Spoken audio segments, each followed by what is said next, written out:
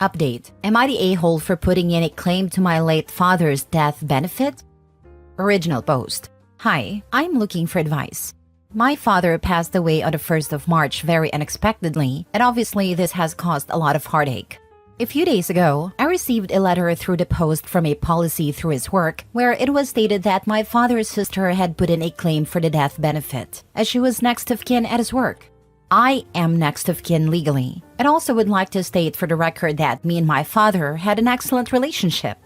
She never mentioned the policy to us, or wrote down on her form that my father did not have children, which it clearly asks, and instead sent the form as if she was his only relative. The company found out that I existed only because I'm the informant on his death certificate, and has asked if I wish to make a claim. I contacted my aunt about this, and she has doubled down and said that my father would have wanted her and her alone to receive this large sum of money, and has told me not to put in a claim. I am putting in a claim regardless, and told her this, and it has caused a huge rift with her family. So much so that a cousin contacted me and said that my dad would be ashamed of me for putting in a claim, and then went on to attack my autistic 24-year-old brother, telling him that my father would have been ashamed of him because he was unable to carry his coffin at the funeral. It just seems that this has gotten completely out of hand, and I along with my brother are being attacked over money. Surely the company wouldn't have contacted us if it were his wishes to give her 100%. Edit. I forgot to mention that my aunt said she received an email from my dad's workplace saying it was his wishes to give this money to her, and she had a signed document from him saying this. But when I asked her if I could see the document, she sent me a blank template of wishes from the company website which had no writing on it, no expression of wishes, and no signature from my dad, which is confusing. We also told her that we may not receive anything in the final decision, which we are fine with, but it potentially could be split even between me, my younger brother, and her. She wasn't happy to even consider it going 3 ways either. And that is where the abuse began from that side of the family. I just don't know, and this has been keeping me up at night with stress. Am I the a-hole? Now for the top comments before reading the updates. Not a-hole. Your aunt's family sounds like a bunch of greedy a-holes. Do not let them bully you. Make sure you get the benefits that you are owed. Why would she even think she deserves it when dad has 2 children? Not a-hole. She is robbing an autistic child of her own brother? Her daughter sent my brother vile voice notes, telling him that my dad would be ashamed of him because he couldn't carry the coffin due to his autism, that he is lazy and should get a job when he can't work, and that he's a thief. It has made my brother so distraught that he is refusing to put a claim in, as he thinks my father hated him when this is not true. My dad loved the bones off my brother. Those words never left his mouth. All lies. My dad may not be here to protect him, but I am, and I'll always protect him. Nah, to hell with your aunt and cousin. Don't you dare split anything with these vile bastards. Put in your claim, get your deserved death benefits, and cut these monstrous vultures from your life. Your aunt made a dastardly and calculated move filing that paperwork, claiming he had no children, knowing she'd never get the claim otherwise. If the claim was meant for her, she would have been listed as a beneficiary specifically. Mini update. I phoned a company this morning and they have no record of an expression of wishes that my father wrote, only that she was next of kin at his workplace. So she not only lied that it was my dad's wishes for her to have this money, but she also lied that she received an email from the company stating this. The woman on the phone said, "You are his daughter. You have a right to make a claim." And also to tell my brother to put his claim in, which she will be doing now. Now for the update 2 months later. Hi everyone, I just thought I would give an update on the situation. My aunt put in a claim to receive my father's death benefit from his workplace in April behind our backs and stated that my father had written wishes for his money to go to her and her only. She said she had a copy of an email with a signature, signing over 100% of this to her. But when asked, she never sent us a copy of these supposed wishes. We later found out this was a lie. There were no wishes. And the only reason she was able to put in a claim was because she was listed as next of kin at his workplace. This caused a huge rift within the family and ultimately ruined relationships that will never be repaired. Even when we offered to split it 3 ways, she wasn't having it and doubled down on the fact this money was hers. Then her family began attacking us over social media. My brother and I received nasty abuse as we put in a claim. We're told my dad would be disappointed in us, that he would be ashamed, and that the payment was to go solely to her. My brother, who is autistic, was told he was disgusting for not carrying my dad's coffin, even though this emotionally would have destroyed him beyond repair. He was told he was nothing like my dad, and that my dad called him a crap son, which is a lie. He is an amazing young man, and my dad would have been proud of him for even being able to attend a funeral. And also for cutting his hair for the first time in 11 years to make our dad proud. I've reminded him of this, as these nasty words have stayed with him, causing him emotional turmoil thinking that my dad hated him. He is getting better emotionally now with support from me, my mom and close family friends, and realizes our dad had nothing but love for him. Well, after a couple of stressful months, I'm happy to say that my brother and I received everything, and she got nothing, not a penny. We have not split the money with her and will never speak to her again. My brother will live comfortably now and will be taken care of, which is what my dad really would have wanted. Thank you to everyone for the support in the original post who put my mind at ease and reminding me that I was not in the wrong. My brother, who is autistic, was told he was disgusting for not carrying my dad's coffin, even though this emotionally would have destroyed him beyond repair. You can always rely on family to invent new ways to bully anyone who doesn't fall in line. She's just evil. Stealing from the children of her dead brother. Stealing from her autistic nephew? It makes me sick and infuriated. I have an autistic nephew and cannot imagine stealing money from my brother's estate and cyberbullying them.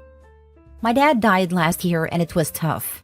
I'm only 26, so I braced for the absolute worst family-wise because he told me how when his grandma/adoptive mom died, he finally got the courage to go to her apartment after months to find it trashed and empty. Her other family had gotten there before him. They assumed because she was living in a New York City apartment that she made a lot of money and had it hidden. They didn't realize he was the one paying for everything. They stole everything and trashed the place looking for hidden money, when he, not her kids, but her grandson was supporting her fully because she raised him. Can always count on family to be absolute vultures when someone dies. Horribly sad. Woof, money really brings out the worst in people, especially family. Why is it always family, god damn it? Is it the sense of entitlement that makes them so bold? People like the ants at least have the good grace to not go after a random stranger's money, sure, but it's not like this is really any better. It's always family because they have access to information about the inheritance and have more excuses to justify their share of the inheritance. Sad, but true. Next story. Am I the a-hole for refusing to lend my sister-in-law money because she got the house I was expecting to go to all of us? Years ago, my wife and I moved back to live near her elderly parents. We bought a house a couple of streets over from them for about $300,000. When we moved back, we helped them with the maintenance of their house, including replacing the carpet, 2 AC units that totaled $15,000, appliances, and weatherproofing the house. In all, we spent about $75,000 to make their house more comfortable in the remaining years, with the understanding that once they pass, the house will be sold, so that we get our money back then split the rest of the money evenly between the siblings. When they both passed, we found out they left the house to my wife's youngest sister. The parents wrote a letter explaining to the siblings that the parents wanted to make sure that sister have a house because she would never be able to buy a house without their help. The rest of the siblings all had houses and were doing okay, so they understood and accepted the situation. I was livid because we poured money into that house and now we're not going to get it back. My wife and I argued for weeks until I realized I had to accept the money as gone, or else my marriage would be ruined. Over the years, the price of houses increased dramatically in our neighborhood, and now our house is worth $1.75 million. Sister-in-law's house is also worth over $1 million, and her property tax is over $30,000, which she struggled paying every year. Last year, her husband was let go from his job so they couldn't pay their taxes in January. By February, they received a letter stating they were considered delinquent, and now they owe a 6% penalty fee and 1% interest in addition to the tax. On July 1, the penalty fee will increase to 12%. The problem is that all of the siblings had financial difficulties last year, so none of them could loan her money as they did in previous years. However, we're doing okay, so my wife asked me the other day if we could loan her sister the money. I said we poured enough of our own money into that pit and refused her request. Our arguments have gotten to the point where both shouting at each other. I know I can be petty, but I think I'm justified to not loan over $30,000 to a person who stole $75,000 from us. My wife doesn't want her sister to lose the house that they were raised in. Now for the top comments. If you pay the taxes this year, what's going to happen in all the subsequent years? They need to get that house on the market ASAP.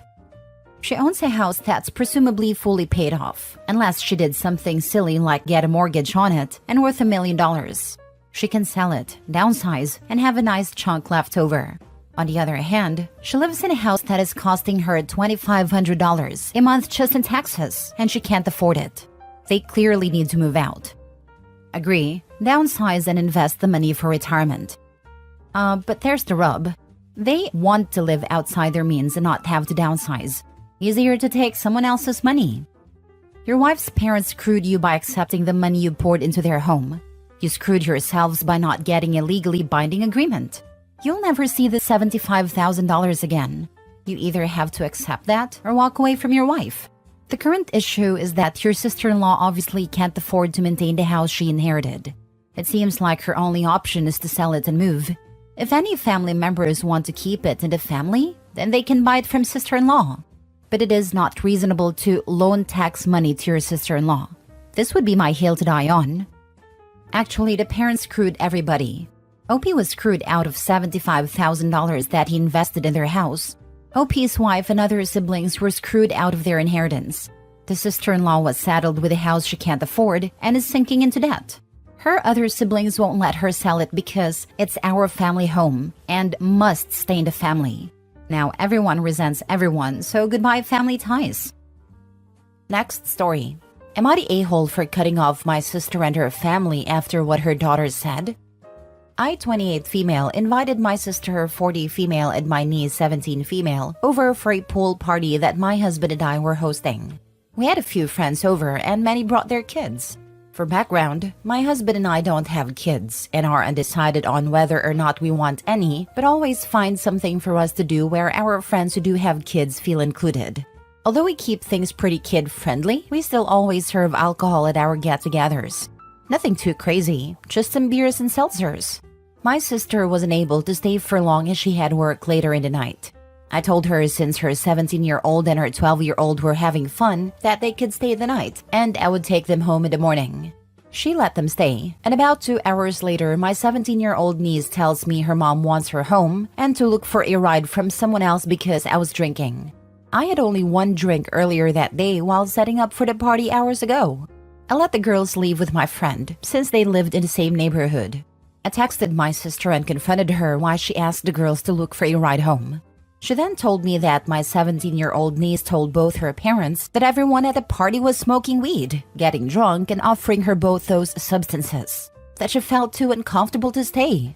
It was a small get-together of around 15 adults and their kids. Nobody was smoking, and absolutely nobody offered her anything. Most of my friends had watched her and her siblings growing up, so it wasn't like they were strangers to my sister or her kids either. Everyone there had their kids who work in respectful positions, including myself. I work in law enforcement, and something like that rumor could cost me my job or even one of my guests' jobs or kids. My sister then told me that she doesn't think what her daughter said wasn't true, and that my niece even told her that my friends and I did nothing but talk bad about my sister behind her back after she left. Again, another lie. My brother-in-law then became involved and told me that it was no place for him to say who was saying the truth, as everything was all he said she said, and that is sorry that I'm upset. I was livid to find out that my niece would not be disciplined for spreading such rumors, and that they would even believe something like that. I was always the first person they would call to control any situation where my niece and her parents would be fighting or she would run away. They would call me to go pick her up because they couldn't handle her attitude anymore. So tell me, Reddit, am I the a-hole for letting my sister know that I will be distancing myself from her and her family? Not the a-hole, and I would not be alone with niece ever again. From the context, it sounds like the niece is a problem already. Running away, fighting parents. Yep, and the parents gave up actually parenting her long ago, or trying to solve her existing problems. Why didn't the parents ask the 12-year-old? They aren't an infant. If such behavior was taking place, surely the 12-year-old would be able to either corroborate the 17-year-old or torpedo her lies.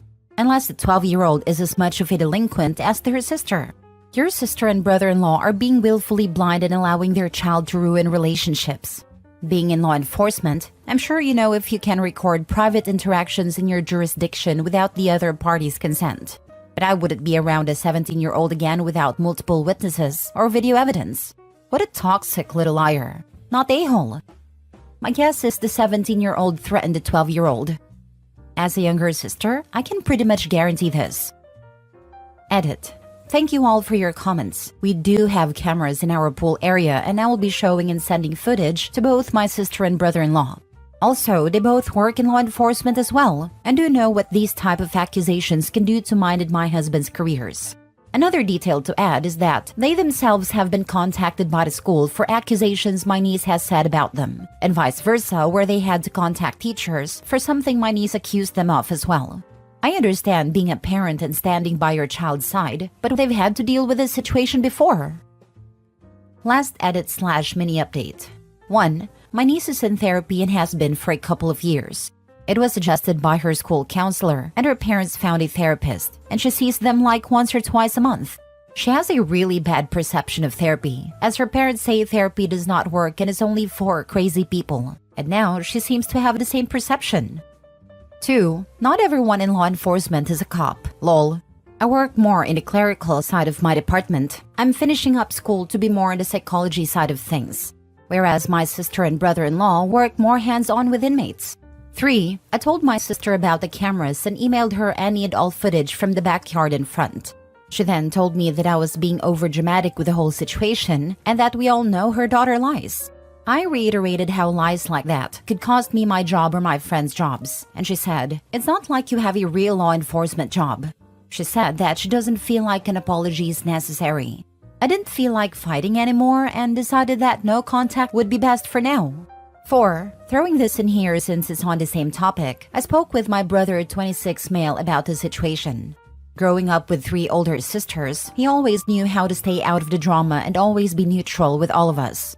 He lives a state away and we don't have much contact besides the occasional "how are you" texts.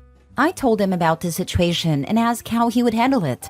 Come to find out, she did the same to him at my wedding about 8 months ago. My brother works with kids, and that could have cost him his job as well. My niece told her parents my brother was sneaking her drinks and they believed her, even though they were at my wedding as well. He said he went no contact after that, since he didn't think the drama was worth it as he lives a whole state away, and doesn't really come visit unless it's for Christmas. Which he didn't this past year, but we all thought it was because he had just been in town for my wedding. Update. Am I wrong for ultimately wanting a divorce even after my wife has showed much more effort into our relationship? Original post. For context, coming into the new year, I had no idea my wife had been at the bare minimum having an emotional affair with a coworker. On New Year's Eve, before I found out about this, she came home and acted extremely cold toward me and our kids. She was angry. Earlier on that evening, she asked if she could go out to have one drink with a female coworker whom I knew and trusted.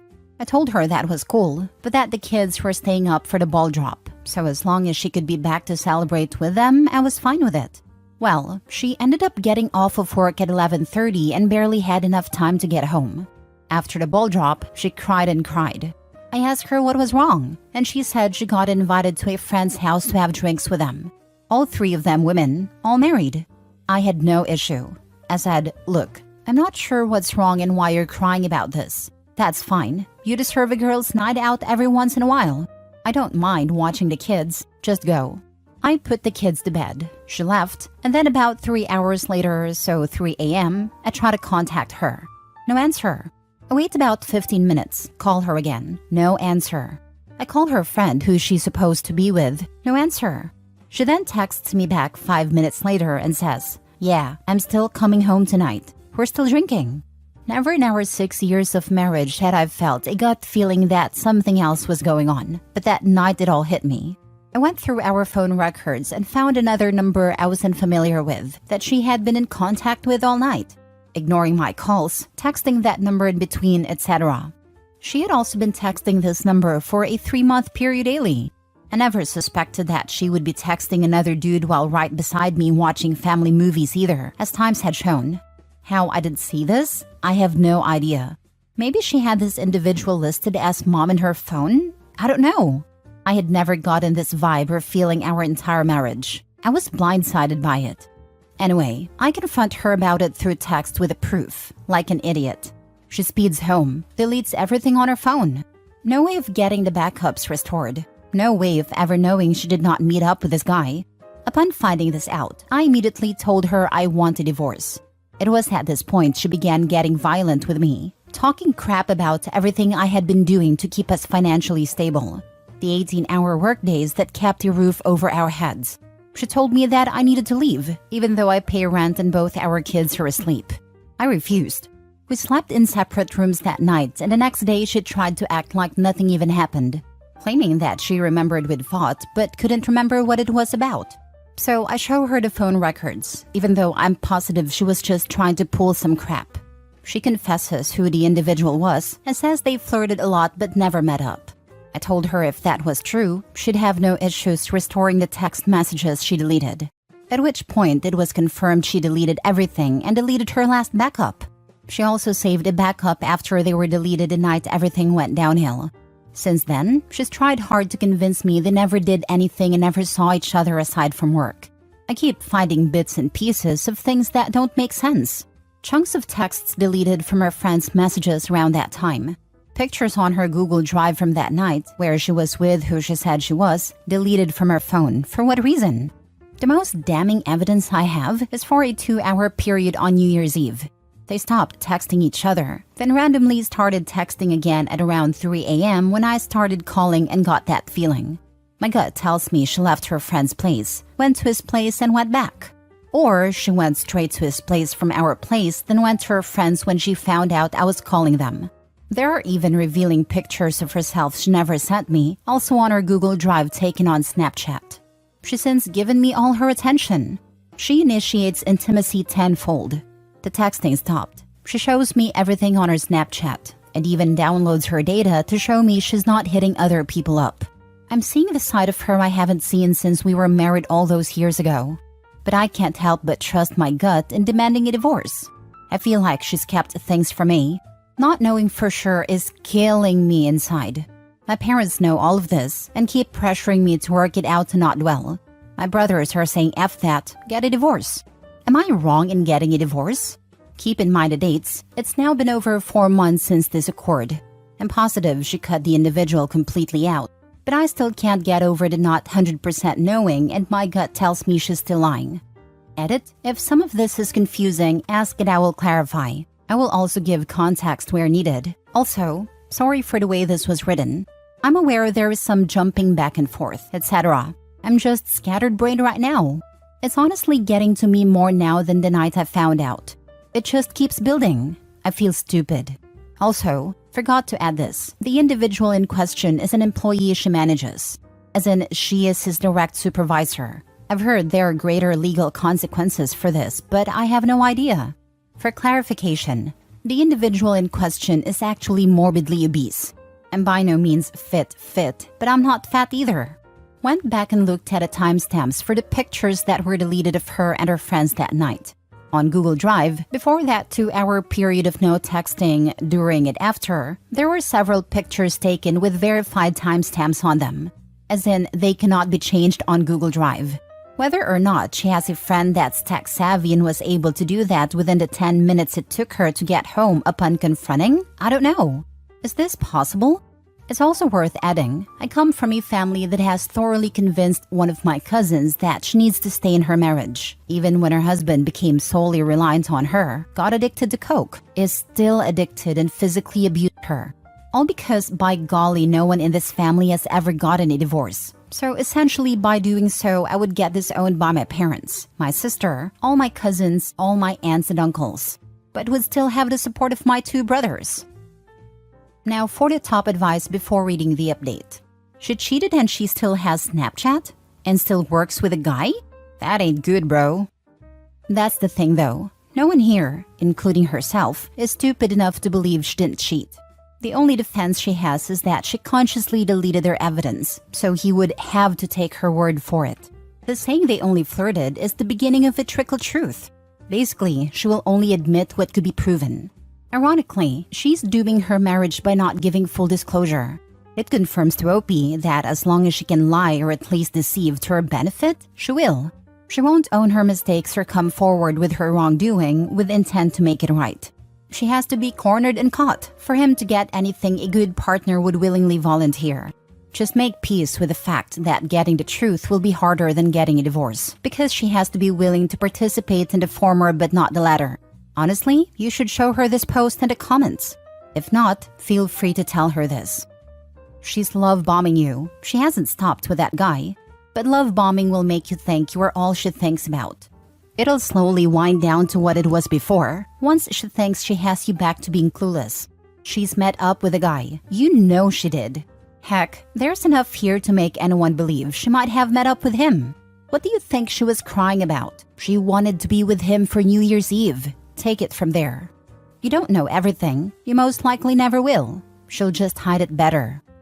Yeah, the first part of OP's story is classic narcissist abuse and gaslighting. The second part is love bombing. 98% sure this prediction will come true. Mini update. Currently in morning break at work. Been reading through the comments. I've off tomorrow all day, so I will be heavily weighing my options when I get some time to myself tomorrow. May not update tomorrow, but I'll update y'all when I can. Thank you for all the input, positive and negative. The best thing I can do right now is just get through the work week. Get my kids from daycare and be mentally present for them. I've been ignoring her since last night, and she's been snapping and calling me all morning to see what's wrong. Now for the update. I sit here typing this out in my morning break while listening Tuesdays Gone by Leonard Skinner.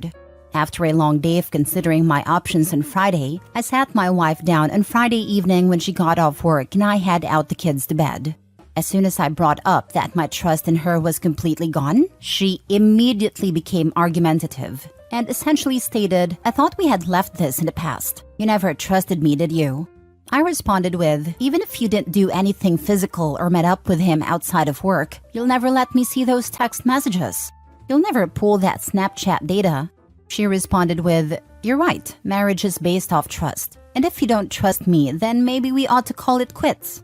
The irony in this is that I worked 18 to 19-hour days for the past few years, barely being able to do anything I wanted to do in my life because I was supporting our children, getting them to bed, cleaning the house all the time, doing all the cooking, barely even getting enough sleep. Probably took years off my life just from the stress. She on New Year's Eve said, "F the kids, F you," and essentially went out to party with her friends, all the while ignoring calls from me and our daughter asking where she was, while also responding to her bare minimum emotional affair partner.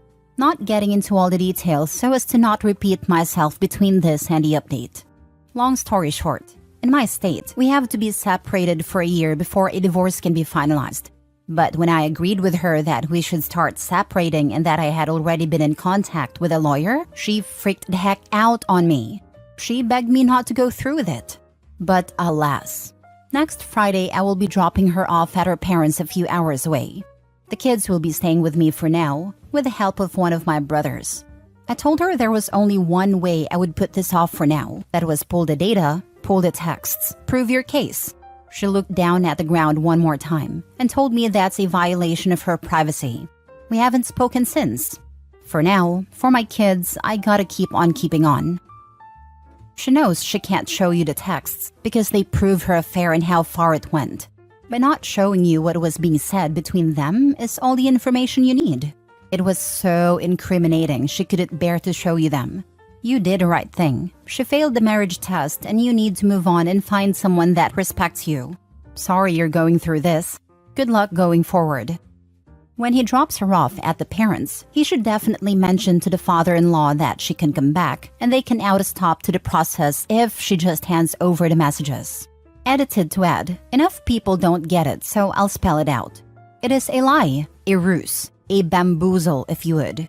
A psychological tactics to turn her parents and her family against her, because it is highly unlikely she would ever mention the texts in any context to her parents or family, as it plainly makes her look guilty. Even if the parents don't believe she cheated, they will become incredibly annoyed by her actions. Best case scenario, she turns over the texts confirming cheating and the divorce becomes crazy easy. Lol, violation of her privacy. Guess that's worse than violating your vows. She knows she cheated and did and said unforgivable things. She knows it would be a divorce. Better to be thought of like this, rather than remove all doubt about her cheating. Her response to the texts tells you all you need to know. She has a guilty conscience, and she darvoed you to make you the bad guy. Exactly. Her response to "okay, prove it" is "you don't trust me." Like, of course he doesn't. She broke the trust once already. She won't admit to how far it went, because was almost 100% physical at the time of him finding out. Second update. Trickle truth. First, it was a guy in a different state. Second, it was a coworker. Third, it was someone underneath her that she supervises. Fourth, and just now, randomly got a text from her stating she may have told him she loves him, but instantly regretted it, and that's it. Right. Also, let me reiterate, the process of separation starts this coming Friday. In my state, you cannot divorce immediately. It takes a full year. I say this because of all the people stating just divorce and be done with it, and also those stating stop giving second chances. Last story. Am I the a-hole for telling my ex-fiance's parents exactly why we broke up and I called off the wedding? So I met my ex-fiance Amy when we were both 27. Right off the bat, we hit it off. Pretty early in our relationship, Amy let me know that she had a pretty wild past. She wanted to be honest and upfront with me. I told her I didn't care, but I did have concerns about whether she was actually wanting to settle down, which I kept to myself. She had told me how her past had caused a lot of strain with her parents, but didn't really go into detail. I pushed all that aside and dove in. We had an amazing relationship. Over the years, I grew pretty close to her parents. I spent a lot of time at their house helping her dad with projects. We'd often all three go out to lunch after. They're wonderful people. After dating for about 3 years, I proposed. Amy was ecstatic, but her parents were even more excited. We had what seemed like a fairy tale engagement. One weekend, Amy's friend Sarah invited her on a weekend trip to Vegas. Now, Sarah was not someone I liked. She was a friend from that time in Amy's life, who was a very bad influence. She would pressure her to drink, do drugs, hook up, etc. I heard her call me boring multiple times on the phone with Amy, and even told her that she should break up with me a couple times. Kidding, of course. I wasn't thrilled about the idea, but Sarah invited Amy's friend Allie, which made me feel a lot better. Allie was a coworker of Amy's, and we all became really good friends over the years.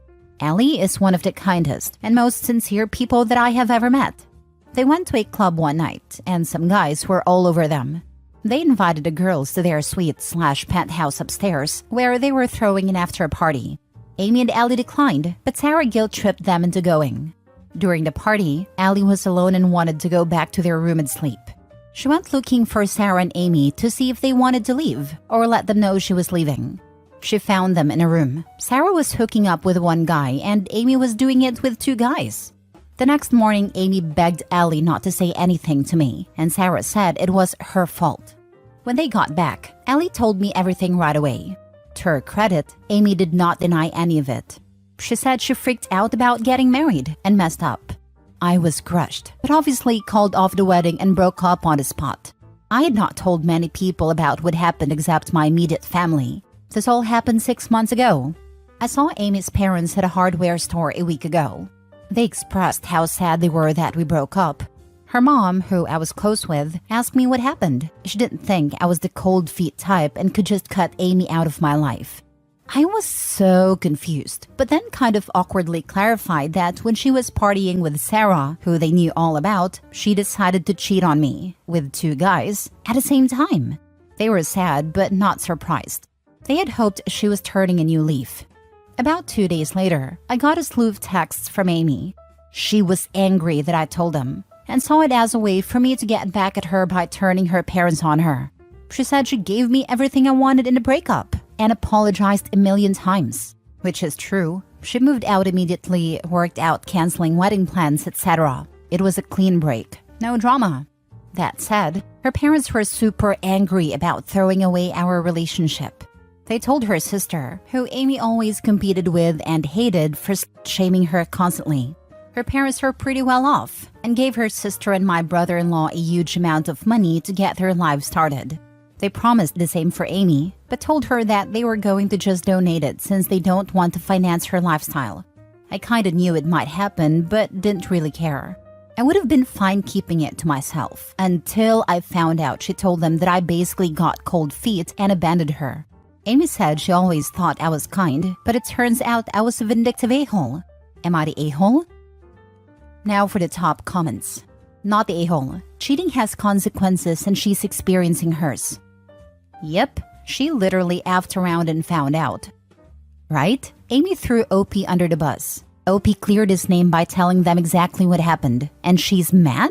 Funny. Not the a-hole. She's just mad that her money is going away. She played a stupid game with a loser who should have never been still in her life and won the prize of losing her future. Agreed. And she very well could end up misusing the funds. Shocked that a 29 to 30-year-old could be this easily influenced by her friends. Update. My best friend Pam, female 22, started dating my male 22 high school bully. The fallout. Original post. Just as the title said, I, male 21, have a girl, let's call her Pam, female 22, I considered to be my best friend for the last 3 years. Pam has seen me go through a lot, especially after my family disowned me for not forgiving my cousin for hooking up with my then girlfriend 4 years ago. Pam was the one to help me through all that, and I genuinely thought she was someone who would never hurt me. But here I am. Last night she was hanging around my apartment and we were drinking. She's not good with it, so she got loose and admitted to being in a relationship with my high school bully. All of us were in the same class, so she knows the kind of things he, male 22, has done to me. Especially after my family disowned me. He got even meaner as my cousin was a part of his group.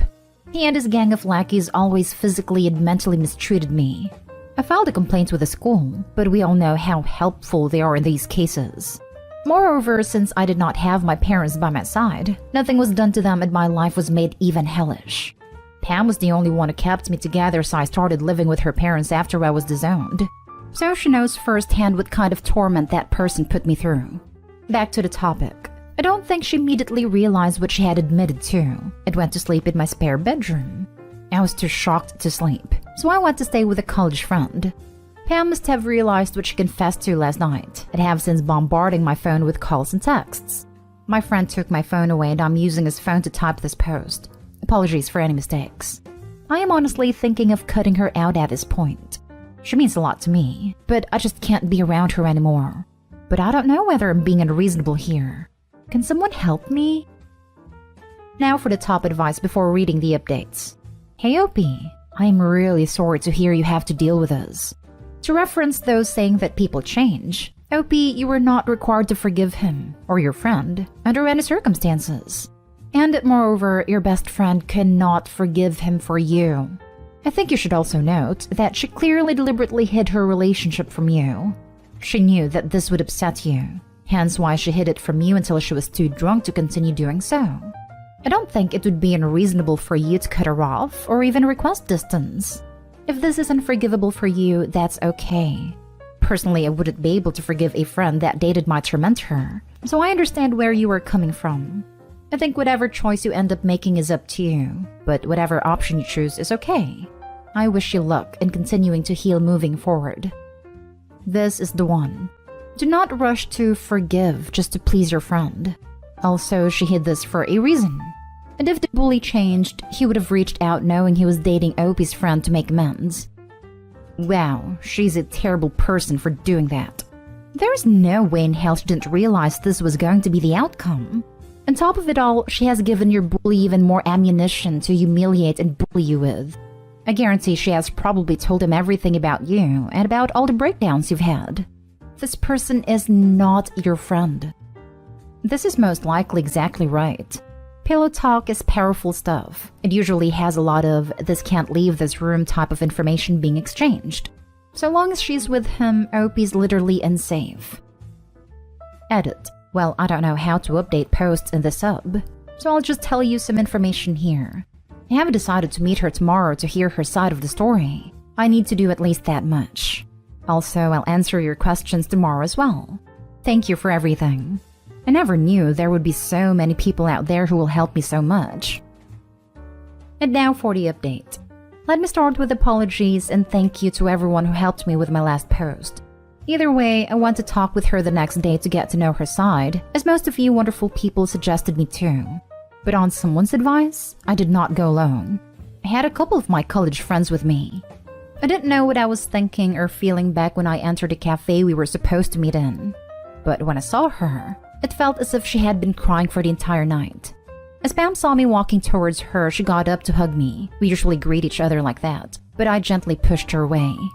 I could see she was hurt, but so was I. My buddies took seats over at the next table and Pam and I got to talking. She could barely form any sentences as she kept apologizing. I told her to stop crying as gently as I could, and she finally started telling her side of the story to me. Well, they had not been dating for 3 months, but for a year.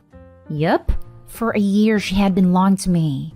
And then came the line which most of you said she would. Pam, he has changed a lot. You should meet him. Me, really? You're going to say that to me after all he has done? I still have scars from what he did to me. You know this, don't you? Why were you talking to him in the first place? Pam, he wanted to apologize to you for all he did, but didn't have the courage to. From then on, the conversation went in circles. He wanted to apologize. The two of them got to talking at all. But she did not have the answer for my one question. Why him? At this point, someone walked over to us and sat beside her. Any guesses who it was? Yep, it was my bully. Let's call him Matt. I don't clearly remember what happened afterwards, but there was a lot of yelling and then Matt snapped and tried to punch me for making his girl cry. Pam was watching it all. I wasn't in the right mind, so the punch hit me. My friends rushed over, but before they could do anything, I knocked Matt down. Back in high school, I used to be small and weak, but in the last couple of years, I have grown a lot, both in height and weight. Thankfully, my friends stopped me before I did something that would have made me regret later on. Pam was crying all the while, but not once did she try to check on me. At that moment, I knew our friendship was over. I looked at her for one last time and told her, so much for a change, don't you think? After that, my friends and I walked out of the cafe. It was then all the rush and anger I had disappeared, and I started bawling like I was back in high school. Not proud of it, but my friends helped me immensely. The days following the meet were tiring as I was busy moving in with my friends. The apartment I was living in belonged to Pam's parents, so I didn't think it was right for me to continue living there. However, before leaving, I called them and told them about the fight and stuff, and that I was moving out. They were surprised and reassured me that their daughter will not cause me any issues, but I declined. I was living there while paying minimum rent to them, and I did not think it would be a good idea for me to live somewhere Pam could find me. I thanked them for all they had done for me over the last few years, and reassured them our relationship was still the same. I could feel it was tough for all of us, but this farewell was necessary. So here I am, living with my college friends who also celebrated my birthday last night. It was an awesome party, and completely unexpected too. After all, in all this mess, I forgot about my birthday for the last time in life. On my birthday, Pam tried to call and text me, but I didn't reply to or see her text. So that's all, I think. I'm still sad about losing my best friend, but I know this is the best for both of us. On a positive note, though, I was informed that I have been selected for a student exchange program. So if the pandemic allows it, I'll be moving to Singapore in a couple of months. And lastly, thank you for all the love and support you people gave me. Love y'all and take care. Good for you. At least she'll now know that he is as violent as you remembered him to be. Yep, I wasn't even surprised. OP, as you also said, why was she even talking to him in the first place? Even if he changed or wanted to apologize, it doesn't change what happened and it's still a very big betrayal and extremely disrespectful. Now we've all seen that he hasn't even changed. Maybe you could press charges. It is petty, but he deserves it. You had a lot of witnesses as well. The guy wanted to apologize, which I also suspect since his apology was attacking you. He never apologized to you. So it came to her to apologize to you, and she began sleeping with him? That's her logic and just shows how much of a piece of trash she is. The relationship really won't last. She'll see his true side and will wonder if he was really worth the relationship. Good luck for the exchange program. Singapore is a great place. I know I shouldn't be concerned about her, but I hope she leaves him for her own good. Doesn't matter, dude. It's her life. She's made her decision. You can't expect to go rob a bank and not face any consequences. Why does she even want to stay friends with you? She clearly doesn't care or have any empathy. She also was worried about him over you when he attacked you. Yeah, that fact hurt me more than my parents disowning me. It was a mixture of pain and satisfaction of knowing I wasn't wrong. Now for the last story. Update. Brother's girlfriend thinks I bullied her in high school. I don't remember her, and her story seems off. But I can't come to Christmas unless I apologize. Original post. My brother Jack is dating Jess. I met her in summer and she said we'd gone to secondary school together. She seemed upset I didn't remember her, so I apologized and she said it was fine, and then she walked away. I'm engaged to a guy I went to high school with and still in touch with a friend from school, so I messaged both of them and asked them if they remembered Jess, and neither did, so I figured that Jess just wasn't in my classes and that's why I couldn't place her. That night Jack messaged saying I really upset Jess once again. I was like, again? It says that Jess says I used to bully her. I'm not going to say I was a great person in high school. I had lots of friends, but I was going through a lot of crap. So I could be nice, but could also often be just a raging witch. I never targeted or tormented anyone, and I truly do not think it crossed into bully territory, but I could be very rude and sarcastic. I was definitely not an a-hole, but bully is a bit much in my opinion. Jack said I had to text him an apology so he could show it to Jess. So I sent a generic apology text because I don't know what I actually did, and could only assume I was an a-hole to Jess at some point. Jack called me out on it being generic and said I needed to be specific. I told Jack that I didn't remember Jess. So if she wants a specific apology, she needs to tell me what I am apologizing for. Jess says I stole her boyfriend, gave her an eating disorder, and stopped her getting into her dream university. And here is where the story gets sketchy, because the guy Jess claims to have been dating at a time was a liar who told people we hooked up when we didn't. As for the eating disorder, I was a witch, but I would never encourage someone to develop an ED, as I had an eating disorder myself and BDD, so I was not about to make someone else feel bad about their body when I felt like crap about mine. As for the university, Jess says I made her fail an exam, and failing it kept her out of uni. I have literally no idea what she means. I'm also pretty sure that Jess and I went to different sixth forms, and sixth forms are where you do A-levels, which are the ones that get you into uni. So I have no idea how it's possible for me to have messed up her A-levels when we weren't at the same school. But bottom line is that she believes that I am personally responsible for all of this. Jack says that Jess said that where she's at in life now is all down to me bullying her. I still don't remember any of it. And I actually feel like I remember less with every new piece of info she gives me because it just seems off. Maybe I'm in denial and I need to take a hard look in the mirror. But until then, I'm having an issue giving a sincere apology. And without a sincere apology, I am not allowed to attend Christmas. I haven't seen my relatives in ages, and I'm already in isolation in preparation. And my kids are really excited, so it would suck not to be able to go after all of this. But my dad is siding with Jack and Jess and has said that he wants a calm Christmas. So if I don't deal with the high school drama, I'm not invited. How do I apologize for something I don't remember and resolve this with the least possible drama? Now for the top advice before reading the update. Got some friends in common with her from high school? Maybe they can help with the situation, aka clear up her BS. The fact your dad wants to deny seeing his grandchildren is pure BS. I'm not in contact with many people from high school. Most of my friends were like me, meaning they were really witchy. So I'm only in touch with one of them who grew up and mellowed out, and she doesn't remember Jess either. I married my high school boyfriend and then divorced him, and now I'm engaged to the self-described awkward nerd who also went to my high school, who is not popular or cool, but he says my friends and I weren't that bad. And interestingly, he also does not remember Jess. I'm sure that if I can't do Christmas, Dad will work something out with me so he can see the kids, because he does love my kids. But it sounds like he wants to make sure Jack is happy, and Jack will only be happy if Jess is happy. So Dad is prioritizing Jess this year. I think you have already done enough, and humoring her is just going to worsen her fixation and scapegoating of you. I tell him, I'm done catering to demands for another apology of events I don't even remember from a decade ago, when I wasn't even a legal adult. If your girlfriend can't move on with her life, I suggest therapy. I'll make my own holiday plans with the rest of the family on a different day. Then drop the rope. Tell your extended family the same thing. No, you will not be showing up in a sackcloth and ashes flailing yourself for her crappy teenage experience. No, you will not be sending your children over without you to appease Jack. When and if they want to see the kids, they can make plans with you, the mother. You don't owe Jack or Jess squat. It's not your fault he previously dated a psycho either. In fact, it kind of sounds like he may be dating another one. And now for the update. So I've figured out why I didn't remember Jess. It wasn't Jess.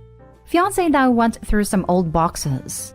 We're in the UK, so we don't have yearbooks. But we had Leavers shirts and this little book, and both had names of our fellow Leavers on them. We found his shirt, and we went through it. Jess was on there, so she did go to our school. But we saw another named Kate, and it bugged me, but I don't know why. I then went back to the year photo, and almost instantly, my brain matched the name Kate to a blonde girl in the photo. My fiancé and I realized that Kate dated Jimmy, and Jimmy is the guy that Jess said I stole from her. I then messaged Jack and explained all of my issues again. Jess going to another school, the notion I gave her an eating disorder, and now the realization that Kate was Jimmy's girlfriend, not Jess. Then said that if Jess can explain this, I'll apologize, and if she can't, then I expect an apology from her instead. A few hours later, we were all in a Zoom call. It's here where Jess admitted that she and I didn't interact in school. She was friends with Kate. I was dating my ex-husband at the same time Kate was dating Jimmy. My ex and I were very on-again/off again, and after one of our breakups, Jimmy dumped Kate so he could ask me out. The date went terribly, so Jimmy went crawling back to Kate after her. I remembered Kate and Jimmy as being very on and off, like my ex and I were. But turns out that this was the only time they broke up before the final breakup a few years later. Kate started comparing herself to me, and developed an eating disorder to match mine, so she blames me for that too. As for the exam, I am still not entirely sure how I screwed that up for her, but Kate and I did go to the same sixth form, and shared a class, so we took at least one exam in the same place and at the same time. Just referenced the eating disorder. And when I took my exams, I was pregnant with my oldest and had severe morning sickness. So my best guess is that my throwing up set off Kate's ED before an exam. And as for why Jess went along with it, other than still being friends with Kate, is that I had a large group of friends in high school who I have since stopped speaking to, and a couple of them picked on Jess a lot. But Jess confirmed that I did not personally do anything to her at any point. Jess met my brother in a support group last year. She told Kate, and it looks like they cooked up this little scheme together. Though it's unclear if she started dating Jack to get me, or if it was just coincidence. I asked if we could get Kate into Zoom so I could talk to her directly, and she joined. I did try and get details on how exactly it cost her Reedy had made her fail her exam, and she got very angry with me, saying that she wasn't going to explain because if she gave details, I would use them to talk my way out of it. I asked why Jess said that I bullied her, and not her friend Kate, and Kate said I would have denied it either way. It referenced me mentally torturing her, saying that now we were even because I had admitted to spending hours racking my brain trying to figure out what I did, just like Kate had back then. I snapped at her when she said that, saying she needed to grow up and stop blaming others for her problems. And Kate, Jess, and Jack all left the Zoom. I told Dad everything, but he hasn't replied yet. I've not heard from Jack, Jess, and Kate since then, but honestly, Kate and Jess sound equally bat crap crazy. So I'm guessing they're feeding into each other's psycho logic right now. No clue what Jack is doing either, but he was angry with Jess on a call, and he was repeatedly pushing her to tell me everything, so I hope he's on my side here at least. Update. Am I the a-hole for letting my dad think I was missing and causing him to be disowned? Original post. This happened in 2020, but it recently got brought up, so I thought I'd ask. So I, 17 female, used to have a great relationship with my stepmother. I genuinely saw her as a mother figure in my life. I was so excited when she found out she was pregnant. But everything changed in 2020 when I had to stay prematurely with my dad during the lockdowns because my mom is a surgeon. At first, everything was normal, until my stepmother Tammy was about 4 months pregnant. She started snapping at me for no reason, and things that she didn't care about before now bothered her. Now, I wasn't a messy or a loud person. I did everything I was asked and respected the rules without any backtalk. But no matter what I did, she got angry. It came to a point she couldn't stand being in the same room as me. I remember I ended staying in my room most of the time. I only left to do chores or get something from the kitchen. Even at that, she got mad. Like one day she came into my room angry and started yelling that my room was so smelly it was making her sick. I pointed out that the only mess in the room was a half bag of chips, which caused her to burst out crying. As always, Dad babied her, then made excuses saying she's struggling over lockdown, pregnancy, and not being able to see her family. My mental health was extremely bad. I felt like I was a piece of trash that at any day my dad was gonna throw away, and I was always scared my mom would get sick. It went so bad my hair started falling out. The breaking point came when I was at the kitchen table. I was reading a story on my phone, waiting for my cereal to go soggy to eat it, when Tammy came in, huffed, then started cleaning, loudly complaining about a mess. The kitchen was spotless. Then she took my bowl and threw it to the bin, literally even the bowl. So I just flipped and started yelling at her what was her problem with me, and called her an abusive freaking witch, among other things. My dad came running and got between us. She demanded that I leave the house, that I was never allowed near her kid. Dad walked me to my room and said something that ruined our relationship forever. He told me that I must be doing something to Tammy, because no one hates a kid for no reason, and if I kept stressing her, I'd have to move out. And then made a social media post asking someone for a place to stay, explained the situation in detail, packed a bag, then climbed out of my bedroom window, bungalow. After about 30 minutes, my phone started blowing up, but I just turned it off and went to a friend's house. I texted my mom off my friend's phone to let her know everything. She didn't call for 7 hours because she was in surgery. She said my aunt would pick me up the next day. My mom told my father I was okay and that I'd be staying with my aunt for 2 weeks till she could come home. Apparently, Dad and Tammy had to go door to door to my family's/friends' houses looking for me. After I made a post, let's say they got a lot of flack. My grandparents still don't talk to him to this day. My aunt packed up my room because I refused to go back into that house. I've not spoken to my father in years, nor met my half-brother. Tammy and Dad still try to fix our relationship. Apparently, sometimes pregnant women start hating people or pets for no reason. I'm turning 18 in 3 weeks, and a cousin's girlfriend asked me about inviting my dad, so I told her the story. She told me while what they did was wrong, what I did was an a-hole thing too.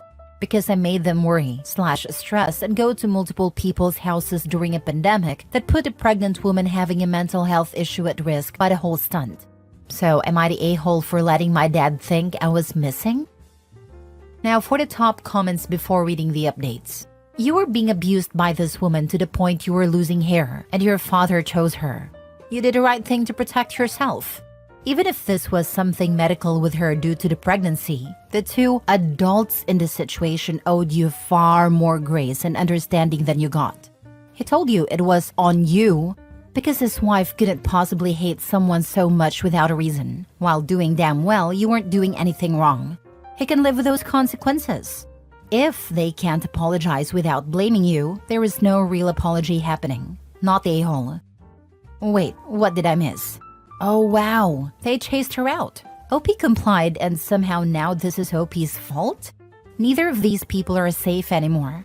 As adults, they are responsible, or supposed to be anyway, and blaming a minor for their choices and actions is really telling. So as sad as it is, OP might get used to the idea I only have a mother now, not the a-hole. At OP 17 now, about to turn 18, so this all happened 4 years ago. So this happened, including being kicked out, which was quite illegal, when OP was 13 or 14. Your father basically asked you to leave the house, and that you weren't allowed near the kid. You did what he asked you to do. Hormones might have made her on edge, but nothing fixes hormone issues like a social media post, and the flack that comes with it. Lockdown was stressful for anyone, and they made your life hell. Do you want these people in your life? Not a-hole if you move on with your life and they are not part of it. I wish I could have a relationship with my brother. Maybe I'll get a chance when he's older. But as for Dad and Tammy, I hate them both. Not a-hole. Cousin's girlfriend has no right to judge you for a situation she wasn't there for. She's completely ignoring that your dad angered the whole family with his actions towards you. It's rare that family actually holds a neglectful parent accountable, yet she's judging you? My dad's side has been extremely supportive and still get mad about it. My grandparents have disowned him even. I'm not the only person he lost that day. Exactly. That alone should be a huge giant sign to the cousin's girlfriend to keep her opinions to herself. It's easy to feel self-righteous when you weren't the one abused. I'm sorry for the mental and physical trauma you've gone through. And tell your cousin their girlfriend isn't invited anymore, since she's not good for your mental health, if you want to. She sent me a text a while ago because my cousin told her off. I took some advice here and said if she still felt I was a bad person for my actions, she shouldn't attend my birthday party, and I'll let everyone know the reason. Then she began apologizing. Now for the first update. I'm gonna call my cousin's girlfriend Sarah and my cousin Paul. So I mentioned in a comment I uninvited Sarah from the party. Yesterday, Paul came over to talk. He told me Sarah had issues in the past with her younger siblings. It was apparently really bad, like her siblings lived with her mom full-time and she lived with her dad. Long story short, Sarah was diagnosed with bipolar disorder in college and went to therapy. He said even though she's apologized, her siblings still won't have anything to do with her, which breaks her heart. Paul said Sarah told him that when I told her what happened, it triggered her because it reminded her of her situation with her siblings. I didn't mention in the other post because it was really irrelevant to what I was asking, but Sarah texted me about letting go of the hate, links to sites about family members with mental health issues, numbers of family therapists, even subreddits on here. He told me Sarah wanted to meet up to clear the air and apologize in person. I said okay. Sarah texted about half an hour later about picking me up because she wanted to drive to a new restaurant that newly opened in the next town over, as her pre-birthday treat to me. We know what she was planning, but Tammy ruined it for her by calling my mom to tell her Sarah's plans to help us make up. I wrote my dad a letter 2 days ago as a lot of you suggested. I put everything in there and told him how it affects me to this day. I told him I wanted a relationship with my brother, but I wasn't sure I'll ever want one with him. I told him to leave me alone because his actions are only pushing me away even more, and if I ever decide I want to talk to him, it will be on my terms with my mom present. The letter ended up being 5 pages, and you guys were right, it did make me feel better. My mom dropped it off that day, and Dad asked to meet her a day later. They talked about me meeting my brother, and my dad said he wants to buy me a car, no strings attached. They, Tammy and Dad, also asked if it would be okay to give me money to get myself something for my birthday. You guys are gonna hate me for this, but I'm taking the car and the money. If he wants to give me more, he can, because college supplies and moving into a dorm is expensive. Back to Sarah. She basically contacted Tammy via Facebook. Tammy sent my mom the screenshots, telling her everything I said, then asking Tammy her side, because Sarah didn't believe me. To Tammy's credit, she told the truth and took full accountability. It was Sarah who kept trying to make out Tammy was the victim. Sarah told Tammy about her own past and said she'd try to mend our relationship. Tammy told her that she didn't want her to. The last message was Sarah telling Tammy the location and time would be at a restaurant. Even said she'd drive me, so I couldn't leave, even though I just asked a waitress for help or call my mom. My mom posted the screenshots into the group chat and called Sarah a bunch of names. Told her if she ever came near me again, she'd regret it. I blocked Sarah and left the group chat, so I don't know what happened afterwards. But Paul came over with my aunt and swore he knew nothing about it. To be honest, I don't know if I believe him, because he was trying to defend Sarah again, which got him a verbal lashing from my aunt and mom. That's it really. I'm gonna update in a few months to let you guys know how everything went with my brother. I feel like I owe everyone that after so many people helped me take that step, because honestly, words can't describe how happy it's made me. Literally the best birthday present I could have gotten. Thank you so much for the amazing advice and people sharing their own experiences, even the women who suffered mental illness Tammy did. It helped me understand it a bit more, but I still can't forgive her. I don't think we can ever rebuild our relationship, especially to what it was. Look up a term transference. This is what Sarah's doing. She's over-identifying with Tammy because of she herself ruined her family relationships due to her mental illness, and is trying to find her own redemption through manipulating her circumstance. But now you know. Never ever get in a car with her. Not you driving her and certainly not her driving you. Never give her the opportunity to be alone with you or communicate in any way other than text so you have it all in writing for your family. Tell your brother to make sure she stands down. Your situation is not her situation and she needs to stay in her lane. Paul's my cousin, my brother is a toddler, but you don't have to tell me twice about keeping away from Sarah. If she comes near me again, I'm gonna call the police. As far as I know with Tammy, she told my mom that she told Sarah to keep away from her too. Paul should end things with her. She is dangerous. Sarah's extremely beautiful, like model level beautiful. And even though I love Paul, he's my oldest cousin, but a beautiful girlfriend means more to him than a healthy relationship. Now for the last update. Short version, I turned 18 3 days ago. Had a great time, met my brother. Sarah tried to get in contact with me again, and I've spoken to my father and Tammy. It's easier to break everything down. Sarah, a day after I made the last update, my mom booked a holiday for a week to get away, which was really random and sudden for her. 3 days in, my mom got a notification that someone was at our door. It was Sarah. Sarah at first was normal asking my mom to talk to me. Then she started explaining herself and her situation, which went between sad and angry, but suddenly she freaked out, started calling me names and threatening me, while damaging our door and porch, even broke the Ring camera. It was extremely scary. I don't blame her siblings for not wanting anything to do with her. Sarah was arrested. My mom is definitely pressing charges. I don't know much about her situation now, but I'm not gonna lie, I've been looking over my shoulder a lot since. For those wondering, yeah, heard my cousin broke up. He's, let's say, shaken up worse than me, and very apologetic. My brother, my birthday went great. I had such a good time. Honestly, I have the best mother/family in the world. They really made my 18th special. I got so many amazing presents, but my favorite was the sister necklace my brother gave me. Obviously, Dad or Tammy got it, but I finally get to be his sister, and that's what I've wanted for so long.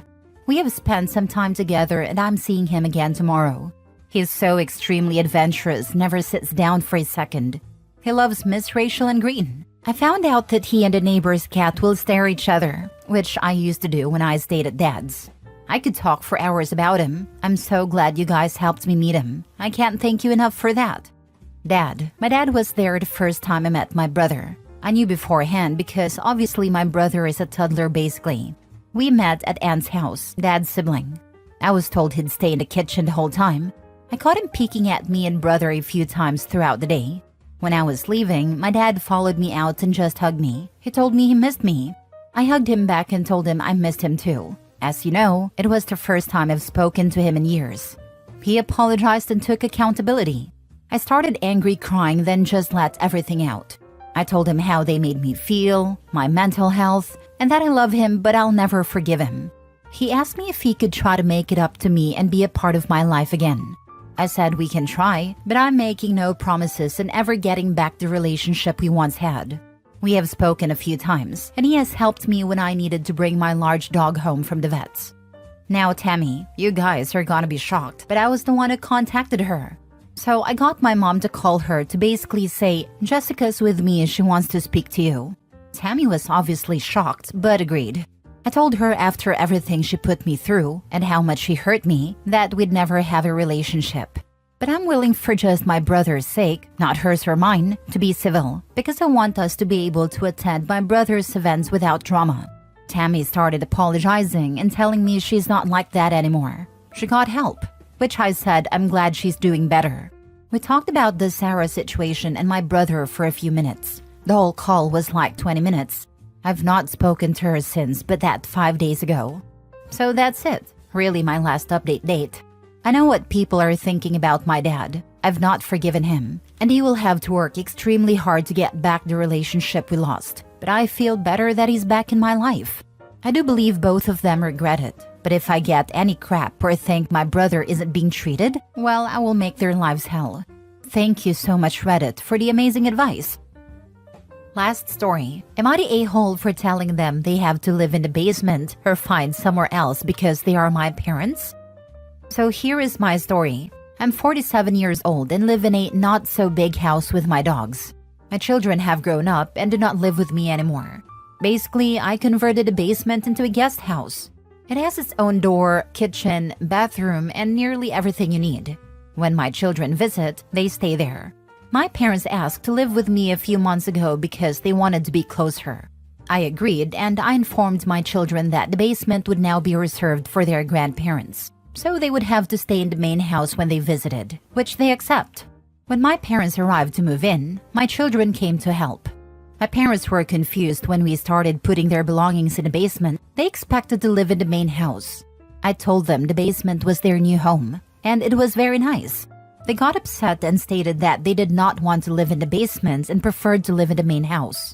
I informed them that the other rooms in the house are for my work, private office, and a room where I do my stuff. And my dogs, my source of happiness after my wife died, and that the basement is the best place for them. I also mentioned that if they didn't like it, they could find another place to live, such as my other siblings' house. They're now living in the basement, but they are unhappy, despite the fact that it is very nice and they do not have to pay rent, plus free food. Am I the a-hole? Now for the comments. Not a-hole. Your parents were not actually confused. Rather, it was an act to manipulate you. They're angry and bitter because the power dynamic has altered and they're no longer in charge. I do love my parents, that's why I let them stay on the basement that has all the amenities that they need. I was also thinking of hiring a private nurse for them, since I can't really look after them all the time because of how demanding my work is. It's very generous of you. I love my parents too, I just don't like them. Love does not mean that they don't resent the shift in the balance of power. Everyone sucks here. Even between family, a written contract is a good thing. Why? Because a good written contract spells things out. You and your parents should have communicated ahead of time exactly what was going to happen. That way, if you had different expectations, one or the other of you could have backed out of the arrangement, with ample time to find another home for your parents. I was thinking of swapping their rooms, my parents and my dogs, but to be honest, the basement is better since it's furnished like a guest room. Update. Am I the a-hole for getting hurt and upset over a harmless prank that my husband pulled? Original post. So me and my husband have been married for 5 years. We are currently female 24 and male 33. Way before we met when I was 16, my mom's house had a house fire that burnt literally everything down, and sadly my childhood cat was also killed in it. I remember my mom and brother waking me up screaming, "Fire! Fire! Get up! Get up!" We crawled out under the smoke and luckily my neighbors had already called the fire department and they pulled us out. We lost literally everything. We were devastated. So that was a while ago, but it still really scares me. And I checked outlets and our stove and candles and everything all the time. My husband knows this about me. So 2 nights ago, I went to bed early because I am currently 34 weeks pregnant, literally about to pop. I was sleeping for a while before, for some reason, my husband decided to wake me up by yelling, "Baby, there's a fire! Fire, fire, fire! Get up!" As quick as I could get up at 34 weeks, I did, and grabbed my purse. I was just in automatic shock and just autopilot and knew what I needed what to grab. I made it all the way down the stairs, yelling for my husband to follow me before he started laughing and telling me it was a joke. It took a minute for that to process. I stood there with an open mouth while he laughed and ushered me down the rest of the stairs. I sat down on the couch and just started sobbing. It was genuinely the hardest I've ever sobbed. It's like I couldn't get myself to stop, and my whole body was shaking. My heart was racing and I couldn't breathe. I have never had this experience before. I was genuinely so panicked. I was so freaking upset. My husband apologized and was like, "Oh my God, I'm sorry. It was just a joke." I just cried until he eventually was like, "What the heck? It was just a prank. This is really dramatic." After a few hours, I'd calmed myself down and went to apologize to him. He wouldn't take it. He said I was being overdramatic and made him feel like crap for a harmless prank. So I guess, am I the a-hole? I've never been good at taking jokes. I've been trying to be less sensitive, but I don't know. Not the a-hole. What the heck is wrong with him? Using your past trauma for a prank? What the heck is wrong with him for making an expectant mother fear for her life just for shits and giggles? What the heck is wrong with him for putting the burden of guilt on you when his life and death joke made you upset? What the heck is he thinking, making a half-asleep, very pregnant, probably off-balance, and terrified woman rush downstairs? The stress and adrenaline could have sent her into early labor. OP should let him know his prank endangered her and the baby. Dramatic for crying? He's lucky still breathing after pulling that despicable stunt. The adrenaline and cortisol released actually does affect the baby. There are studies that prove that too many of these hormones during pregnancy can cause the baby to have lifelong health issues, including and not limited to neurological issues, gastrointestinal issues, heart health, mental health, etc. And then the husband is going to cry because OP is making him feel guilty.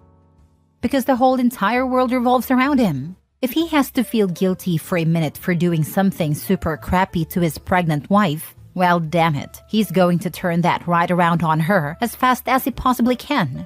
It's like her past traumas there just for shit and giggles in his mind. And pregnancy hormones aren't even a thing he's remotely aware of.